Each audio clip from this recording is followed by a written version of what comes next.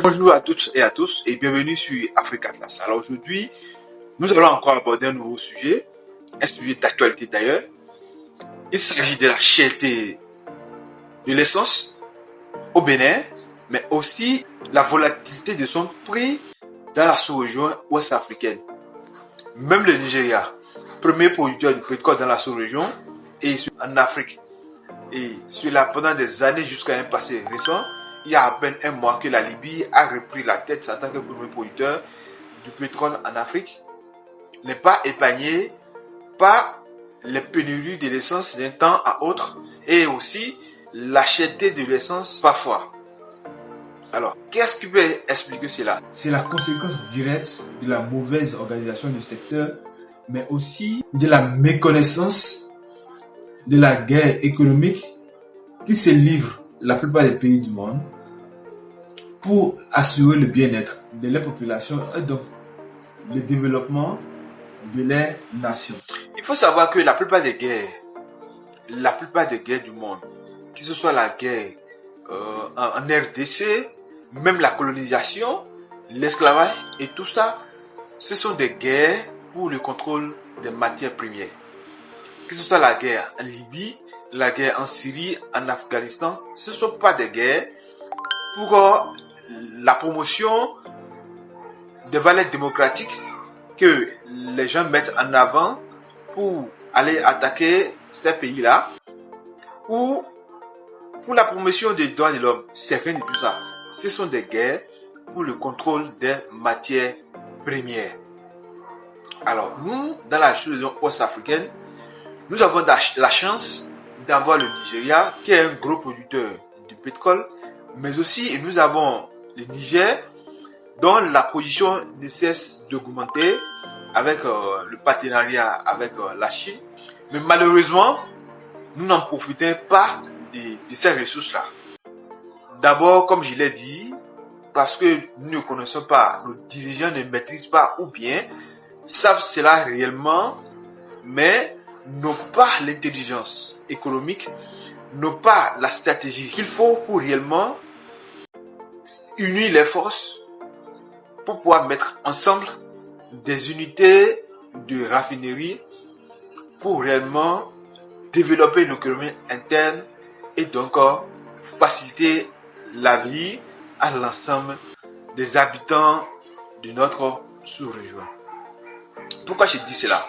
La plupart des guerres au monde, même de l'esclavage. L'esclavage, les Occidentaux avaient besoin de la main d'œuvre d'abord pour produire des matières premières, d'accord? Et la colonisation, ils avaient besoin des terres, mais aussi des ressources. Les guerres, c'est pour les matières premières, d'accord? Mais ici, nous avons ces matières premières-là et nous n'en faisons rien. Nous n'en faisons rien parce que nous puisons nos matières premières et nous les vendons, c'est fini, on encaisse rien et puis c'est fini. En intelligence économique, il ne suffit pas seulement d'avoir la matière première pour développer un pays. Il ne suffit pas d'avoir la matière première pour vraiment en jouir, pour faire jouir cette matière première à l'ensemble de son peuple, de sa population. Il faut avoir les moyens, la technologie de transformer ces matières-là pour réellement en profiter. Alors, dans la sous-région ouest-africaine, le Niger et le Nigeria produisent énormément de pétrole. Mais malheureusement, que ce soit l'un ou l'autre, ou même l'ensemble de la sous-région, ne profite pas correctement de ces ressources-là. Parce que nous exportons brut cette matière-là, qui ne nous profite donc à la fin que très peu. Nous ne créons pas de la valeur ajoutée et donc pas d'emploi pour la jeunesse. C'est une erreur stratégique. Les pays s'unissent, les pays se mettent ensemble pour défendre leurs intérêts, pour mutualiser les efforts, pour consolider les efforts, pour être plus puissants, pour travailler ensemble dans tous les secteurs. Qu'est-ce que cet État a et nous n'avons pas? Qu'est-ce que l'autre a, nous n'avons pas, que nous pouvons mettre ensemble pour développer notre économie ensemble. Donc c'est pourquoi moi je dis souvent que le panafricanisme ne consiste pas seulement à faire des déclarations choc sur la toile susciter des avis et puis bon, ça s'arrête là. Le panafricanisme consistera à éduquer le peuple, à informer le peuple, à faire prendre conscience à nos peuples des actes, des décisions qu'ils prennent à travers par exemple les votes et la responsabilité qui les incombe de faire de bons choix et l'obligation morale de participer à la vie politique. Parce que ceux qui pensent que la politique ne les concerne pas, d'accord? Ceux qui pensent que la géostratégie, comme je l'ai dit ici, ne les concerne pas, c'est qu'ils ne vivent pas dans une société moderne, organisée, ayant des institutions dirigées par des personnes qui conduisent notre destinée commune. Les riches, le pauvre, les lettrés et tout ça sont tous impactés par les décisions que prennent nos dirigeants. C'est pourquoi je vous demande de me rejoindre, de partager souvent mes vidéos, de liker, pour qu'à la fin, le plus de personnes possible soient informées des contenus, des informations que je donne. Si nous ne prenons pas conscience de cela, que tu sois riche ou pas, tu es impacté par la situation de nos pays, par la situation de notre société.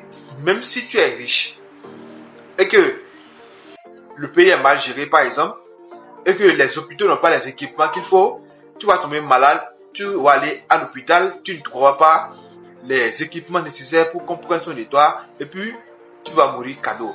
Si tu es riche, les voies ne sont pas bonnes, ton véhicule aura toujours de panne et ça va t'impacter. Si tu es riche et que tu as les moyens d'évacuer tes parents, tes proches, tu ne peux pas évacuer toute ta famille ailleurs pour des soins. Le mieux, c'est de travailler pour que nous ayons ces trucs-là chez nous pour développer notre communauté tous ensemble. Alors, les questions de la géopolitique, de la géostratégie nous concernent tous et donc nous devons prendre conscience de ces réalités pour réellement développer nos États. Donc, dans la sous-région ouest-africaine, nous n'avons pas encore des dirigeants qui comprennent ces enjeux-là et qui sont capables de prendre des décisions fortes pour réellement régler ces problèmes de base pour le développement de toute nation. Nous avons le pétrole là et nous exploitons ces matières-là brutes. En conséquence, nous ne créons pas de la valeur ajoutée, nous ne créons pas de l'emploi et nous mettons nos populations en difficulté alors que nous avons ces matières-là. Pourquoi ne pas s'unir? Dans la sous-région ouest-africaine, on a 15 pays qui se réunissent dans la CEDEAO. On va dire que ces 15 pays n'ont pas la capacité, les moyens, n'ont pas les relations diplomatiques, n'ont pas les relations qu'il faut pour attirer un investisseur si nous n'avons pas les moyens ou que les États se mettent ensemble, réunissent les opérateurs économiques de la sous-région pour mettre ensemble une bonne unité de raffinerie du pétrole afin que la matière soit disponible en permanence et à un coût réduit à l'ensemble de la population. Là, c'est pourquoi je dis que ça implique cela est la conséquence de deux erreurs stratégiques. Il s'agit de la méconnaissance de l'intelligence économique que je vais aborder dans une très prochaine vidéo et aussi de la défaillance de nos organisations sous-régionales qui fera également l'objet d'une vidéo. Donc restez connectés pour ne pas manquer ces vidéos-là qui seront vraiment très riches en contenu. Ce matin, 1er mai 2024, l'essence coûte 900 francs chez les revendeurs, les vendeurs communément appelés payeurs. Ce sont eux qui fournissent plus de 50%, je n'ai pas les statistiques réelles, qui fournissent plus de 50% du besoin en essence dans la ville du parcours et dans plusieurs villes aussi du pays. C'est vrai qu'il y a les stations-service et l'essence coûte généralement 600-650 et cela aussi varie, mais on n'en trouve pas. Quand tu vas dans une station-service, tu ne trouves pas de l'essence ou tu vas à la station, tu fais 1 heure, 2 heures, voire toute une journée pour se procurer du carburant. C'est une erreur stratégique et nous, en tant que jeunes, en tant que peuple, nous devons prendre conscience de cela pour que enfin nous agissions en portant à la tête de nos différents États des personnes qui ont des projets concrets pour le développement de notre communauté.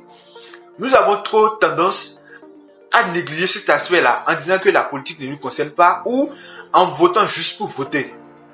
nous devons porter à la tête de nos États des personnes qui ont des projets concrets et capables d'agir, de prendre des actes pour notre développement commun. Nous devons également revoir l'organisation, la CEDEAO, notre organisation sous-régionale. La conséquence est là aujourd'hui avec le retard des pays très importants pour la région, que ce soit le Niger, le Burkina et le Mali, qui représentent une bonne superficie de l'organisation pour le développement de notre communauté.